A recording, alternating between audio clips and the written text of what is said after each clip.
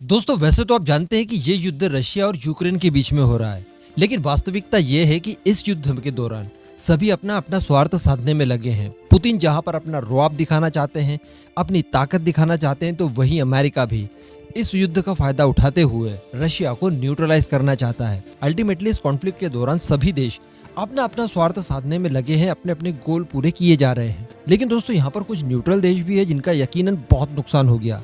UAE है, भारत है, Israel है, इस तरह के कुछ देश है जिनको अपना कोई भी स्वार्थ यहाँ से नहीं साधना है और यकीनन ये लोग चाहते हैं कि इस कॉन्फ्लिक्ट को बस अब यहीं रोक दिया जाए। देखिए इनकी कोई नहीं सुन रहा है, तो अब जरूरत थी कि क्यों ना ये सारे देश एक साथ आ जाएं और उसके बाद जो देश अपने अपने स्वार्थ साधने में लगे हुए हैं उन्हें मजा चखाया जाए। और अब कुछ ऐसा ही हो रहा है। मैं आपको बता दूं कि इजराइल इस समय आ चुका है भारत और रशिया के पाले में और यहाँ पर उन्होंने कर दिया है बहुत बड़ा कांड।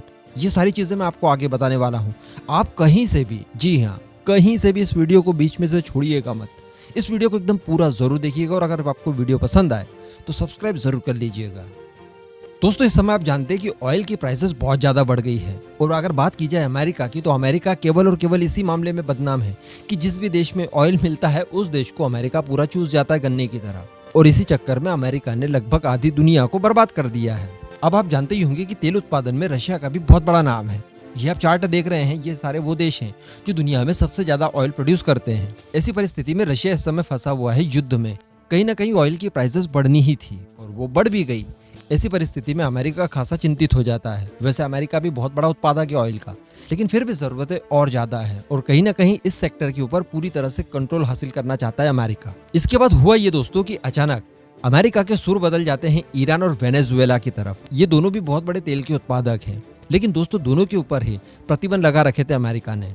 ईरान की बात की जाए तो डोनाल्ड ट्रंप ने अपने कार्यकाल के दौरान लगाए थे ताकि ईरान के पास पैसा ना आए, उसकी इकोनॉमी टूट जाए और कहीं ना कहीं वो न्यूक्लियर वेपन डेवलप ना कर पाए, बराबर, ताकि इजराइल को कोई खतरा इससे महसूस ना हो। वहीं वेनेजुएला से इनके बहुत पुराने प्रॉब्लम्स थे तो उसके ऊपर भी प्रतिबंध लगा के रखा था। लेकिन दोस्तों यहाँ पर मैं आपको बता दूं कि सडनली अमेरिका की तरफ से इन दोनों ही देशों को मक्खन लगाना शुरू कर दिया गया, ईरान को भी और वेनेजुएला को भी। इनके ऊपर से ऑयल की पाबंदियां हटाई जाने लगी। ऐसी परिस्थिति में हो ये सकता था कि ये दोनों देशों की इकोनॉमी फिर से पटरी पर आ जाती। आप जानते हैं कि तेल की डिमांड कितनी है, इस समय तेल की प्राइसेस भी बड़ी हाई है। अगर यहाँ पर ये दोनों ही देश ऑयल को एक्सपोर्ट कर पाते तो यकीनन इनकी जीडीपी तो बिल्कुल सामान्य होनी थी, बहुत जल्दी इनका काम हो जाता। लेकिन दोस्तों इसका इम्पैक्ट क्या पड़ता? वेनेजुएला को थोड़ा सा बाजू में रख दीजिए, लेकिन ईरान की बात कीजिए। अगर ईरान के ऊपर से ये सारे प्रतिबंध हट जाते हैं, ईरान के पास पैसा आ जाता है, तो वो केवल न्यूक्लियर वेपन्स ही बनाएगा, इस बात में कोई इफ एंड बट नहीं है। और अगर ईरान न्यूक्लियर वेपन्स बना लेता है तो इसराइल का क्या होगा आप जानते हैं। इसराइल ने ऑलरेडी न्यूक्लियर वेपन्स बना रखे हैं, लेकिन इस बात की गारंटी है कि वो कभी भी ईरान के ऊपर न्यूक्लियर वेपन नहीं दागेगा। लेकिन आप ये भी जानते होंगे कि अगर ईरान आज ही न्यूक्लियर वेपन डेवलप कर लेता है तो बिल्कुल कल के कल वो इसराइल पर दाग देगा। ये बात किसी से छुपी नहीं है। और इस समय जो अमेरिका के राष्ट्रपति हैं जो बाइडेन, वो काफी हद तक प्रो ईरानियन है। यानी डोनाल्ड ट्रंप ने इसराइल को बचाने के लिए ईरान को पूरी तरह से गड्ढे में डाल दिया था, कई सारे प्रतिबंध वगैरह ठोक दिए थे, लेकिन वो सारी चीजों को हटा देना चाहते हैं जो बाइडेन। और साथ ही जो न्यूक्लियर डील कैंसिल की गई थी, जो न्यूक्लियर डील सेट की गई थी ओबामा के टाइम पीरियड में और इसे कैंसिल किया गया था डोनाल्ड ट्रंप के कार्यकाल में, उस डील में जो बाइडेन वापसी करना चाहते हैं। आफ्टर ऑल उन्हीं की पार्टी के प्रेसिडेंट ने ये डील को की थी। तो ऐसी परिस्थिति की जब न्यूक्लियर डील में वापसी कर लेता अमेरिका तो डेफिनेटली प्रतिबंध अपने आप हट जाते, और जब प्रतिबंध हट जाते तो इसके पास पैसा भी आ जाता और इस बहाने न्यूक्लियर डील के चलते ये न्यूक्लियर वेपन भी बना लेते हैं। तो कहीं ना कहीं इसराइल खासा परेशान था। इसलिए दोस्तों इसराइल ने सडनली अपना स्टेप चेंज कर दिया। यानी अभी तक इसराइल, जो कि व्लादिमीर पुतिन और रशिया की लगातार निंदा कर रहा था, हर मंच से निंदा कर रहा था इसराइल, वही इसराइल अब पहुंच गया है रशिया। और ये सीन देखिए आप, यहाँ पर दोनों ही आपस में बातचीत कर रहे हैं और सबसे बड़ी बात है हैंडशेक किए हैं। वो बड़ा टेबल बीच में नहीं आया है। यानी यहाँ पर नफ्ताली बेनेट ने अपना RT-PCR टेस्ट करवाया है कोविड के लिए, ये बिल्कुल तय मान लीजिए आप। अब दोस्तों यहाँ पर ऑफिशियली बताया तो ये जा रहा है कि यूक्रेन और रशिया के बीच में मध्यस्थता करना चाहता है इसराइल। लेकिन दोस्तों यहाँ पर हम सभी जानते हैं कि ऐसा कुछ नहीं है। अमेरिका को वो बताना चाहता है कि देखिए हम आपके खिलाफ जा सकते हैं। पहले भारत और यूएई इसके खिलाफ गए। कैसे? भारत और यूएई ने यूनाइटेड नेशन में रशिया के खिलाफ वोटिंग नहीं की, रशिया के पक्ष में भी नहीं की, लेकिन वहां से गायब हो गए। अब ऐसी परिस्थिति में सीधा सीधा समर्थन यूएई और भारत का चले गया रशिया को, और रशिया को कहीं ना कहीं इससे फायदा हुआ। रशिया ने बाद में धन्यवाद भी अदा किया। इसी का आपने इम्पैक्ट देखा कि यूएई को रिसेंटली FATF की ग्रे लिस्ट में डाल दिया गया है पाकिस्तान के साथ।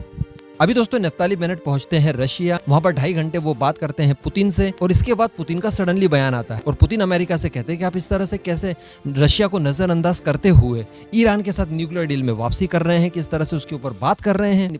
जैसे ही रशिया की तरफ से ये वाला स्टेटमेंट आता है, ऑब्वियसली अमेरिका और ईरान अलग होना ही था।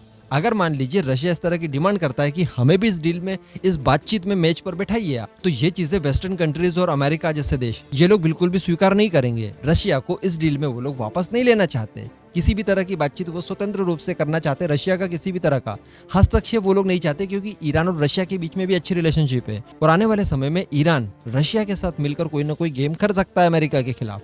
तो यहाँ पर परिस्थितियां काफी विकट कर दी अमेरिका के लिए। तो तुरंत इसके बाद में जो चीजें चल रही थी उन चीजों को अब ठंडे बस्ते में डालते हुए दिखाई दे रहा है। यानी अब ईरान के साथ इस तरह की डील्स बहुत आनंद फानंद में हो जाएं, ये अब कहीं ना कहीं संभव नहीं दिखाई दे रहा है। यानी इजराइल ने जो ताव चला था, जो प्रेशर बिल्डअप करने की कोशिश की थी अमेरिका के ऊपर, उसमें वो कहीं ना कहीं कामयाब होते हुए दिखाई दे रहा है, क्योंकि वो आ चुका है इस समय भारत रशिया के पाले में।